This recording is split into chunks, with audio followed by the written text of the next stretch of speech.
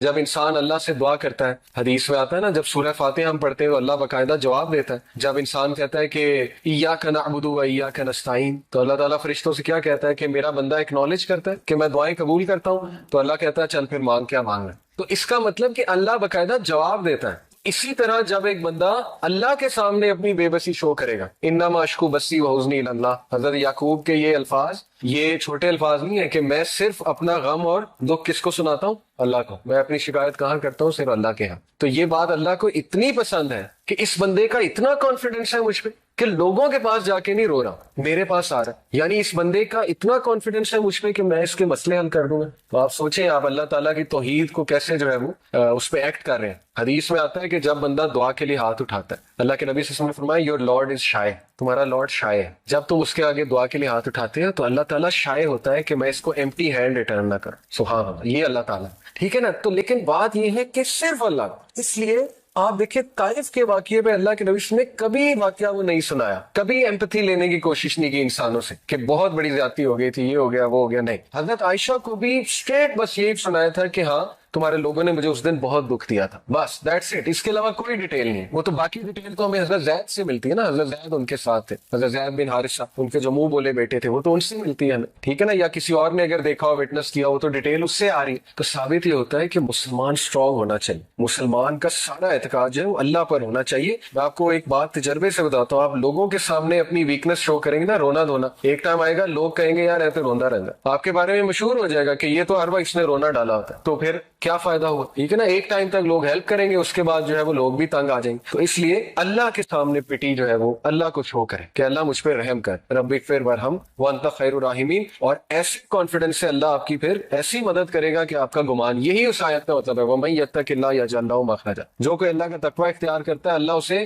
اس طرح سے نکالتا ہے اس مصیبت سے، اور ایسے ایسے سورسز سے دیتا ہے کہ اس کا گمان بھی نہیں جاتا. لیکن شرط کیا ہے کہ اللہ پہ کانفیڈنس، اس لیول کا کانفیڈنس کہ نہیں میرا مسئلہ اللہ ہی حل کر سکتا ہے، میں نے اللہ سے ہی لینا ہے، میں اس کے علاوہ کوئی اور کچھ سوچ ہی نہیں سکتا. بچے کی طرح پیچھے پڑ جائے اللہ کا، جیسے چھوٹا بچہ اپنے ماں باپ کے پیچھے پڑ جاتا ہے نا کہ نہیں نہیں مجھے چاہیے مجھے چاہیے مجھے چاہیے. اللہ تعالیٰ بہت خوش ہوتا ہے. ٹھیک ہے. کیونکہ this shows your confidence on Allah سبحانہ وتعالیٰ. This shows how much you rely on Allah, how much you are confident on Allah کہ اللہ تعالیٰ میرا رب ہے اور وہ ہر چیز دینے پہ بے شک دینے پہ قادر ہے.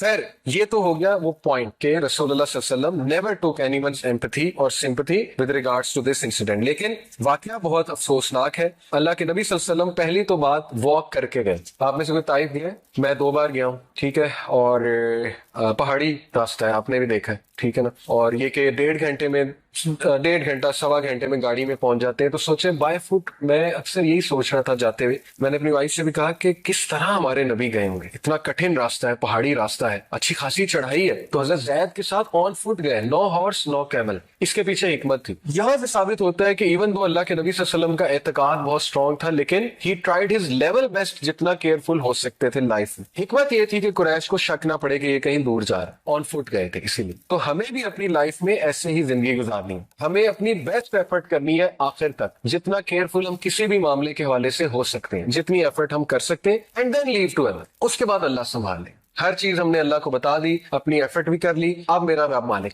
اب میرا رب جو ہے وہ میرے لیے جو فیصلہ کرے گا اس کو میں قبول بھی کروں گا، لیکن یہ کہ مدد طلب کرتا رہوں گا اپنے رب کی. ٹھیک ہے. تو وہ بائی فٹ گئے. اور وجہ کیا تھی طائف کو سلیکٹ کرنے کی؟ یہ 3-4 وجوہات جو ہے وہ بیان کی گئی. پہلی وجہ یہ تھی کہ کلوزسٹ سٹی تھی مکہ کے حوالے سے، مکہ کے سب سے قریب طائف تھی، اور یہ کہ ان کے درمیان کانسٹنٹ رائولری اور پیس ٹریٹیز ہوتی رہتی تھیں ان 2 میجر سٹیز کے درمیان. دوسری وجہ یہ تھی کہ مکہ کے لوگ طائف کے لوگوں کو بہت اچھے سے فیملی بائی فیملی جانتے تھے. یہاں تک کہ روایات میں آتا ہے کہ ایک جو چیف تھا طائف کا، اس کی شادی جو ہے وہ نبی اکرم صلی اللہ علیہ وسلم کی ایک آنٹ کے ساتھ ہوئی تھی، ڈسٹنٹ آنٹ کے ساتھ، یعنی ایک رشتہ داری بھی تھی اللہ کے نبی صلی اللہ علیہ وسلم کی طائف کے علاقے میں جو چیف تھا اس کے حوالے سے. تو یہ واقعہ پیش آیا شوال کے مہینے میں، اور یہ وہی مہینہ ہے جب ابو طالب اور حضرت خدیجہ کی وفات ہوتی ہے. اور یہاں سے آپ اندازہ لگا لیں کہ اللہ کے نبی صلی اللہ علیہ وسلم کی great will power and his dedication towards the purpose and his focus, کہ اتنے دردناک واقعات ہو گئے زندگی میں لیکن مشن نہیں رک رہا. اسی لیے کہتے ہیں کہ پرپز فل زندگی گزاریں.